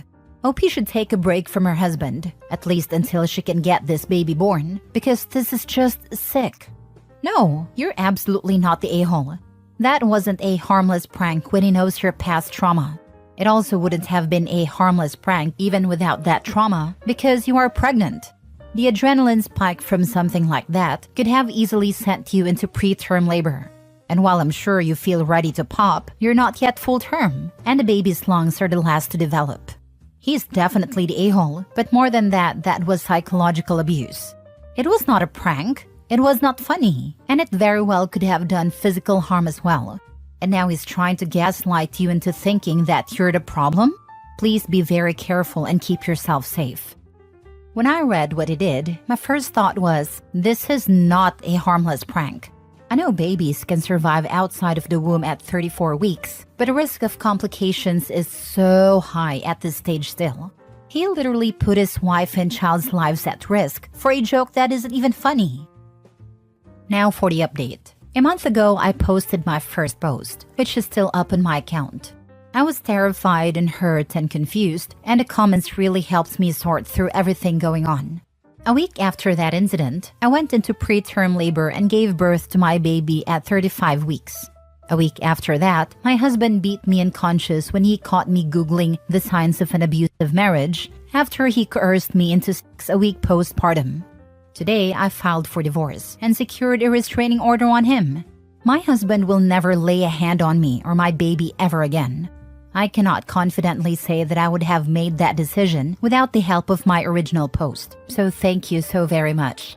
I think maybe people do not realize how much you can help a stranger on the internet, but you can. And all of you did. I will be the woman who leaves after the first time. I will be the best mother I can be, and that starts with leaving him. Thank you. Holy crap. That went from 0 to 1 million in an instant. Glad you're out of there. Never look back. I know, right? That beat me unconscious segment was such a random shock. Freaking hell. What a POS. Unfortunately, that kind of escalation is common. Women are in the greatest danger when they leave. It's why so many people give tips like, don't let him know what you're planning. Set aside some money, get everything ready, leave when he's not home. This guy had major red flags. Once she started to see them, he stopped with the manipulation and psychological tactics and moved on to the physical tactics. OMG, a week after? I am so sorry this happened. I had stitches, so I could hardly go to the bathroom. I couldn't imagine having sex. I'm so glad to hear you're safe and got out quickly. Smart move. Good luck, OP. Same, I read that and did a full body cringe. It took way more than the 6 weeks for it to not hurt down there. He's such a piece of crap. I hope you had him charged with assault as well. To protect your future custody, please press charges.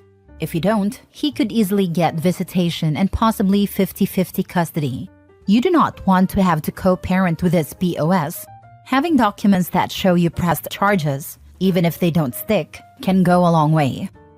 Amen. As a DV victim who has children with my abuser, yes, You have to do this to protect your children. I didn't get the chance to because I did not take pictures or file a report with the police. I also didn't think he would ever hurt my children. Now he plays the same mind games and is so mean to my children. I fear for their lives every time they are with him. Please, please, please listen to this advice to protect your peace and child's life. Next story. Am I the a-hole for locking my girlfriend out of the basement so I could eat in peace? I am 39 and male. My girlfriend is 41. We have lived together for a bit over a year in my house. During the time that I have lived with my girlfriend, I've become very used to the fact that she really seems to distress by complaining.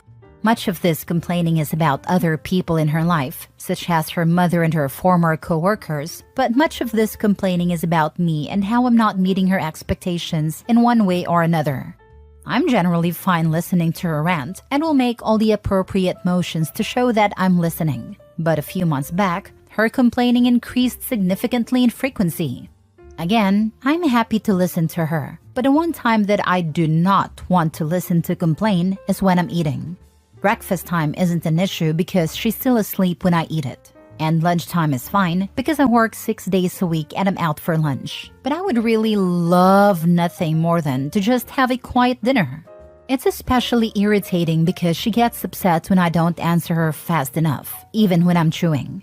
She'll start saying, hello, hello, hello. Are you even listening? As I try to swallow the food quickly and answer her. I expressed this to her a few months back.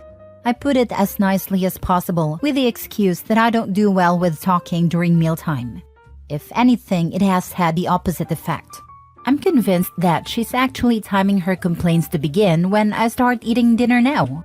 While I'm making my dinner, she'll be quiet. And when I sit down waiting for it to cool, she'll be quiet. But once the fork reaches my mouth, she'll immediately start complaining. Last Saturday, I told her that I couldn't deal with her complaining during dinner time anymore, and that if she did it again, I would start eating elsewhere. She responded, yeah, okay, fine. Then she sat down at the table and stared at me. When I took my first bite, she said, oh, by the way, today you kicked one of my shoes when you were putting yours on. It made me feel like you only care about your own things and not mine. I stood up and went down to the basement to eat, locking the door behind me. I've taken to doing this for every day since, and she'll bang on the door at times. At other times, she has demanded I give her a key, as I have the only copy. Today she was literally crying and begging me to eat dinner at the table, but I said no. Now she's threatening to take the door off its hinges while I'm at work, so I know I have to lock it from the outside before going tomorrow. Am I in the wrong here? Now for the comments. This is so toxic. Please, end this ASAP. I was reading and wondering why it has taken him this long to just tell her, shut up and we are done. Move out ASAP. I don't like whiny people at the best of times. When it is my me time, which I have pointed out, I find them intolerable to the extreme. Because people who avoid conflicts, people pleasers, and people who are too friendly often end up in abusive relationships. They just never learn to stand up to themselves. And then when you start standing up, they don't like it and get nastier. Why are you with someone this miserable? I cannot imagine listening to someone complain every mealtime, all day, every day. Are you really going to do this for the next 20 years or more? Yikes, not the a-hole. It's not even about her being miserable. It's more about her engaging in emotional abuse. A partner who constantly complains and blames is abusive. I can completely understand someone might want to confront a partner for one reason or another at times, but the fact that she actually decided to go into a tirade about him accidentally kicking her shoe when he put his own shoes on just shows she'll complain about literally anything. There's also the fact that even after he asked her to stop for the short time it takes him to eat dinner, she completely ignored him and intentionally timed her complaining for when she knew he didn't want to listen to it. I cannot understand why some people in this post seem to think OP is wrong. I know this doesn't apply to you, but some people are suggesting that this is his fault. The man is in an abusive relationship. The time to leave was ages ago, but now is the second best time. When someone threatens to take a door off its hinges, the relationship is over. You locked her out of the basement. That's a good first step. Now do the same with the rest of your house. Be careful, or she might threaten to take the front door off its hinges too, lol. He better takes that serious, as she sounds like a professional of unhinge. Next story. Am I the a-hole for telling my ex-wife's new husband to leave me alone and focus on her being obsessed with me? I, 33 male, was married to my ex-wife Cindy for about 6 years until I found out that she was having an affair with her current husband Jake. And they got married immediately after our divorce was final. Now that you lovely folks are caught up, let's get to the issue. Last week my ex texted me out of the blue and was telling me she's unhappy with her husband. I simply ignored the messages until her husband Jake showed up to my house ready to fight me because he saw what my ex-wife sent me. Mind you, I hadn't even viewed the messages, so I decided to view them. And the messages were basically videos of her twerking naked that I showed her husband and told him, "You need to be more angry with your wife because you noticed I didn't even respond, but you over here mad at me." He left after that, and behold, the witch in question is now mad at me. So am I the a-hole? This incident didn't require a post is what I think. I disagree. If Opie never posted this, I never would have had the opportunity to give Opie the following advice. Opie, your only option here is to assert dominance. Make your own naked twerking videos and send them to the husband. It's the only way to resolve this. Nah, raise the bar. Send one to him where you're staring very intensely at the camera while furiously self-pleasuring to a video. Not a-hole. Oh geez, an unfaithful ex-wife is looking to step out of her new marriage? Who would have guessed? In other news, the sky is blue and water is wet. How you get them is how you lose them. Cheaters are gonna cheat. Affair partners don't win in the competition. They're just a layover point until the next affair. Not the a-hole. So, she's realizing her soulmate, fantasy prince, White Knight isn't so great after all. The affair partner, now husband, was a fool to get involved with her in the first place. Not only was she cheating on you with him, she was also cheating on him with you. Just your mere existence in her life was enough. She was cheating on 2 men at the same time. Next time you see the fool, tell him that, and thank him for taking her off your hands.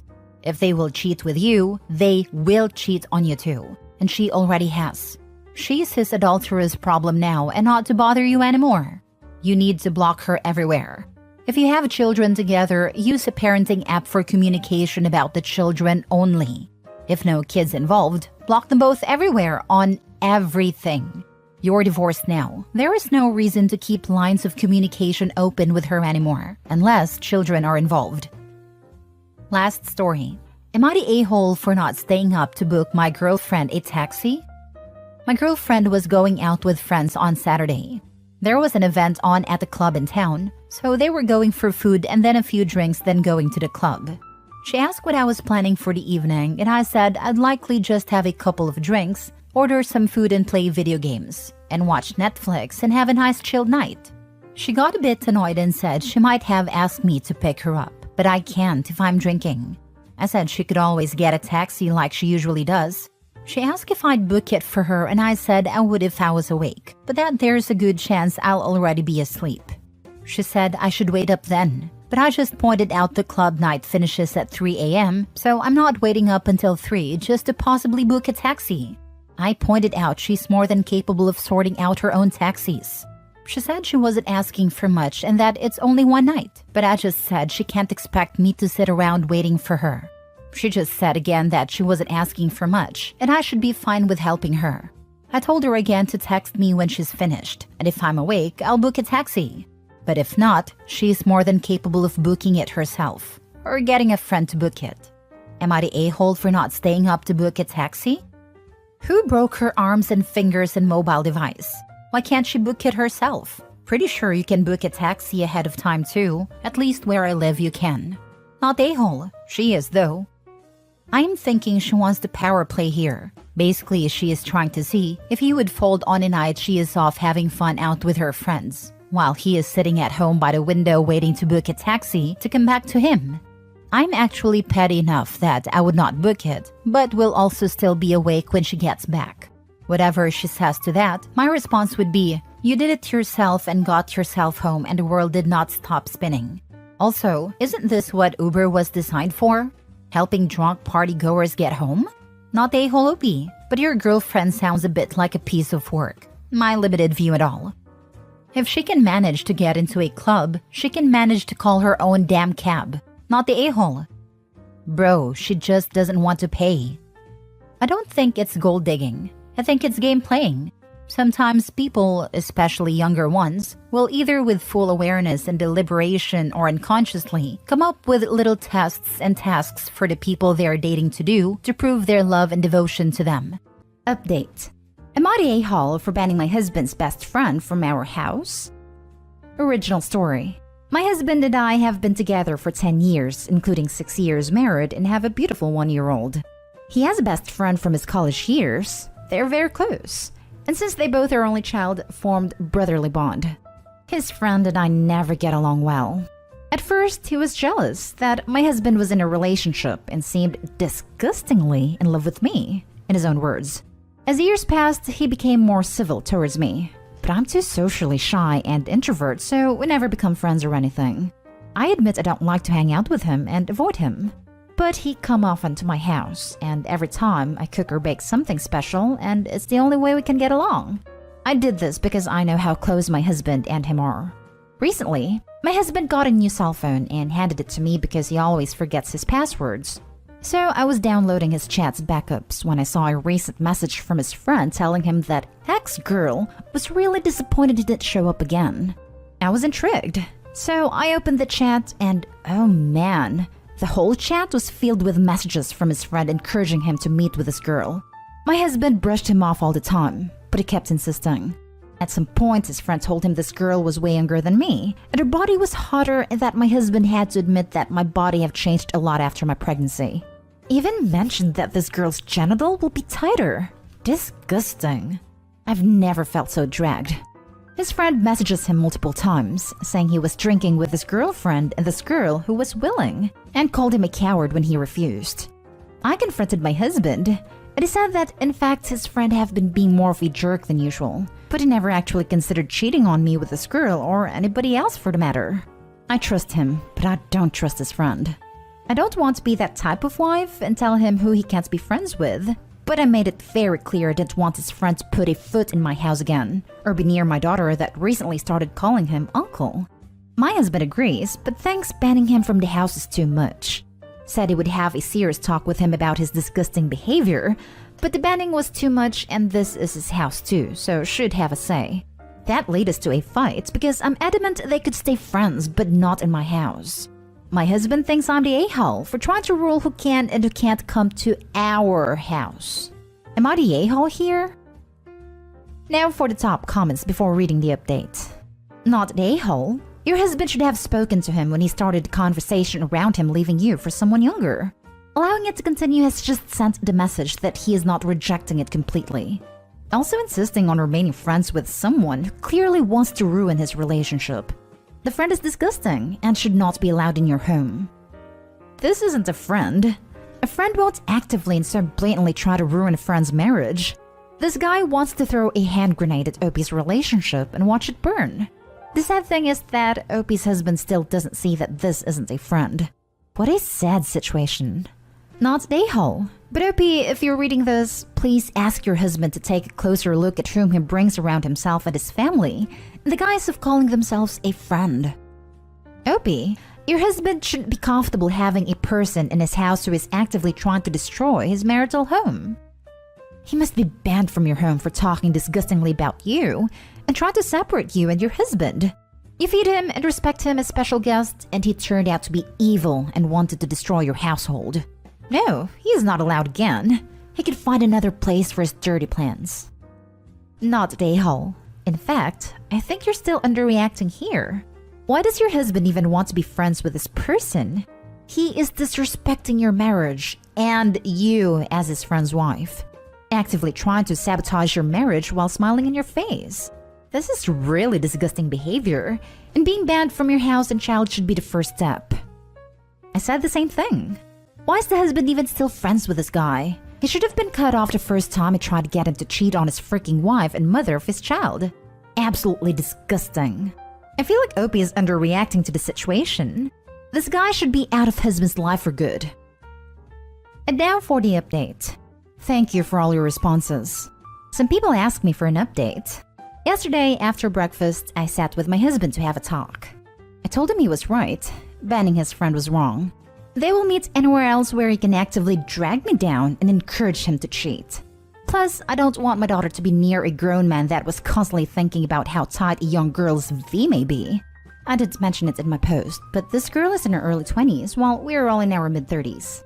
My husband was mad at me for insinuating that his friend was a perv, and was even more mad because now I was saying he should cut his friendship out.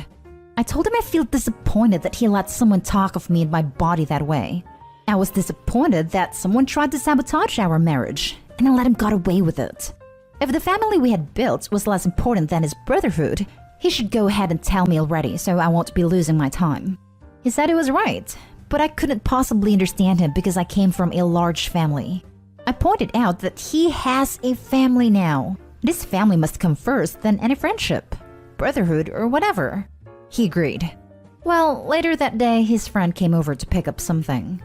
They ended up hanging in our front yard for 2 hours, and my husband even took our daughter to say hi to uncle and play. I was seeing red. I waited until the friend left, packed mine and my girl's stuff, and left to my parents. I messaged him. He had 2 options: to man up and stick to his family, or see us in court. I wasn't about to take any disrespect from nobody. Not him, not his friend. I also sent him the link of my previous post so he could see some extra perspective. He messaged me telling me how sorry he was. He was willing to do anything to not lose us. He said he was sorry for being so weak and not protecting me, our intimacy, and our marriage. Sent me some screenshots where he tells his friend to stop trying to introduce him to women and getting him to cheat. He asked for a dinner to discuss some boundaries they need to set in their friendship and the respect he should have for his marriage. My husband asked me to come along to this dinner so I can see myself that it's true he's setting boundaries and he will put distance between them too. I also agreed to do some kind of counseling to deal with his own trauma of losing people. I said that I support him heartily, but I'm staying with my parents until dinner with his friend is over and I see some kind of improvement. That is it. Again, thanks. He wants you to come to dinner with a problem to discuss boundaries? No, he knows what the boundaries are. He can discuss them with his friend, and then he can let you know what the friend and he decide. Having dinner together to discuss boundaries is some weird triad third wheel crap. His friend isn't part of your marriage. These 2 things bother me. First, why is a dinner needed? Your husband just needed to call him and be blunt. Second, you had to leave in order for your husband to step up. A decent man would have automatically stepped up the first time his friend disrespected his wife in marriage. I'm glad your husband is agreeing to therapy because he needs it. Let him see this post also, and good luck. The fact that he still wants his a-hole friend in his life and thinks that setting some boundaries where you go back to not hearing what the friend is saying to him makes me think it's smart to stay at your parents' house. I wish I could reply to everybody. I made it clear to my husband that either he cuts his friend out or I'm leaving forever. If this dinner doesn't end on my husband cutting his friendship, I'm not going back home. I'm not taking some fake apologies. I'm standing on my ground. I wouldn't go to that dinner. Dollars to donuts, the friend is already going to frame you as overbearing and trying to ruin their friendship. And even though your husband is the one to invite you, my guess is that the friend will try to get in his head that you forced him to do it. It makes it easier for the friend to do this if you're at the dinner. Also, if you're going to rebuild your relationship with your husband, you have to rebuild your trust. Trusting him to do the right thing without you being there is the important part. He needs to do this on his own. I agree with this. The friend will absolutely see it as OP forcing the husband to do it. I also agree. Dinner? He needs to dump his disgusting, misogynistic friend who objectifies women and glorifies cheating. If the situations were reversed, the husband would not be okay with a friend who encouraged Opie to cheat on her husband with a well-endowed man. Now for the next story. Am I the a-hole for revealing our net worth when my wife constantly says we are broke and making me look bad with money? I, 31 male, have been with my wife, 30 female, for 10 years now, and she always has had this habit of making me look bad with our finances. Whenever anything regarding spending money comes up, she will always say how broke we are, and she doesn't have the money to do this or buy that. The thing is, we're doing well financially. We have decent jobs, and combined our salary is roughly $125,000 a year. As of today, our net worth is more than $1 million, but less than $2. I had saved/invested a lot before getting married, so I gave us a good head start. I control the finances/take the lead, but we both agreed to living a very modest life. We both have our cars from college, for example, Honda and Toyota. She knows everything about our finances, because at least once a month, I go over it with her every time I deposit money in our investment accounts or our kids' college funds. For banking, we have an emergency fund, and I budget everything else to go straight into investments. We basically stay right at $10,000 in our bank savings account and $500 in our checking account after bills. Most of the time there's more than $500 in our checkings, but once I pay our credit card each month, I then move anything extra. We always use the credit card, so it's not like we only have $500 to spend. Our credit card limit is $25,000. A few months ago, we had dinner with our friends and they talked about buying a new car. My wife said something like, "I wish I could get a new car, but I'm always broke after paying the bills. We still have our college cars." Note, wife does not want a new car. She will go on talk about that if she had money, what she would want to buy, and it always makes me feel ashamed. This "I'm broke" story has been happening for years. When we were driving home, I asked her about. She understood we have the money, but it's how she feels because her bank account is always low. I said I can increase our budget or keep more money in our bank if she wants. Since we are doing well, I'm okay with spending more. She said no, and again was happy with our finances.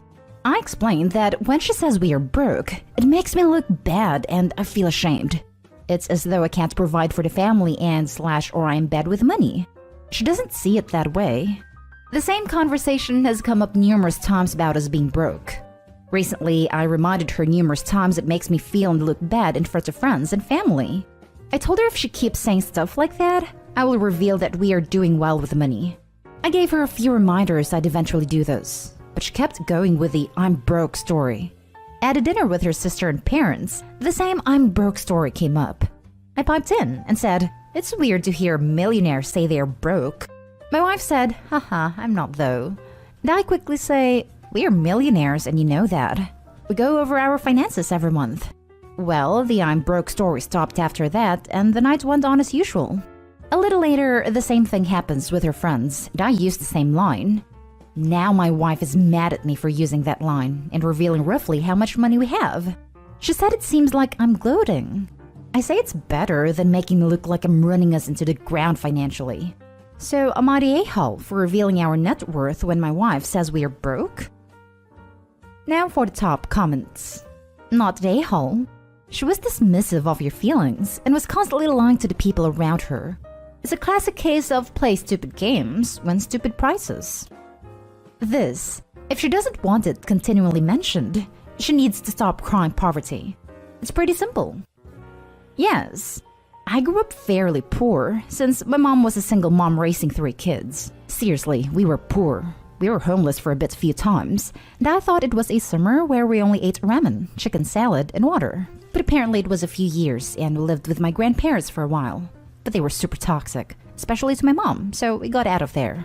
She now has a boyfriend, pretty nice guy, and his daughters are extremely horrible. They always complain about being broke when one has the ability to live nicely but go way above her means, and the other constantly has thousands in her bank account, but is too stingy to spend it. Seriously, she will worm her way into getting you to pay, and if you don't, she won't go. It's one of my pet peeves when people complain avidly about being broke when they aren't, because I've been there and it isn't fun. Not the a-hole. It's very weird that your wife feels the need to constantly downplay and pretend that she's poor. What about all the people who are actually struggling? Very weird, and a horrible thing for your wife to do. It's good that you called her out on it. Indeed, you asked her to stop, but apparently she didn't care. And then she's angry that you tell everyone that you're not broke. Info: why does she downplay your combined wealth? Is she worried her family will ask for financial assistance? Is the crack about her college car because she's sick of using an old car but doesn't think you'll agree to buying a new one? And why do you feel like it's specifically calling you out? Is she saying you're not earning enough or that you're spending all the money? I feel like there's something going on you haven't told us. It's possible that she's just frustrated with the results of their budgeting.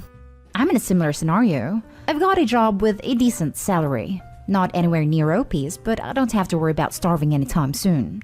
Right now, I'm taking the opportunity to save as much as possible for the future. And it sucks to have limited spending money, even when I, hopefully, will be much better off when I retire, thanks to aggressive savings early on. But because it's my choice, I don't complain about not having spending money because I'm choosing to save it. And that, I think, is where OP's wife is missing a step. It's like being grumpy because you're on a diet. It might be reasonable to be grumpy because you're hungry, but it's a-hole behavior to take it out on people around you. Now for the last story. Am I the a-hole for making my wife pay for her own speeding ticket? My wife is a stay-at-home mom to our 2 kids, 4 and 7. She is great to me and does an amazing job with them. Not so much with driving. She constantly speeds. With me, with our children, and obviously when she's driving alone. She's been very lucky not to get into any accidents and has only gotten a couple of warnings over the years. Well, that luck finally ran out, and she got a speeding ticket yesterday. She tried to BS me that it was so stupid, I was only going like 5 over. I saw the ticket, and she was doing 82 in a 65. Unacceptable. I mean, people mess up, but I've talked to her numerous times about her driving, and she's changed nothing.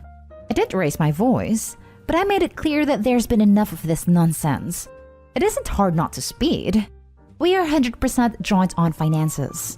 All of my paychecks go into a shared account, and we pay bills out of that.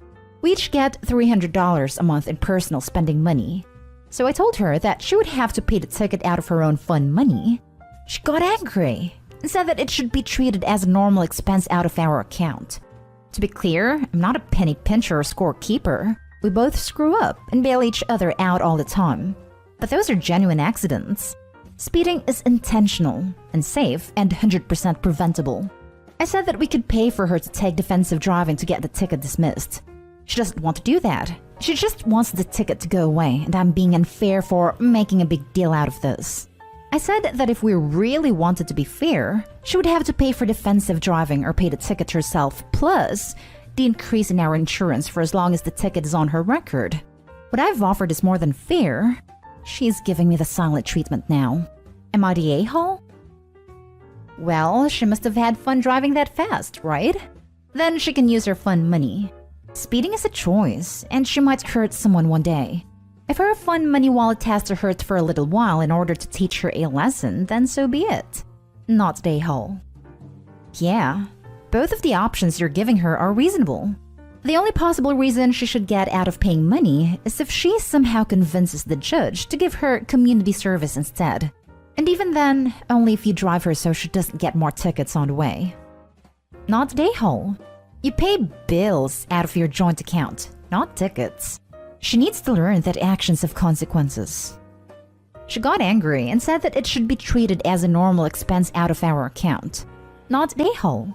Yeah, this is some grade A BS right here, OP. You play, you pay. We all know that. Why would it be joint when it wasn't a joint decision to speed?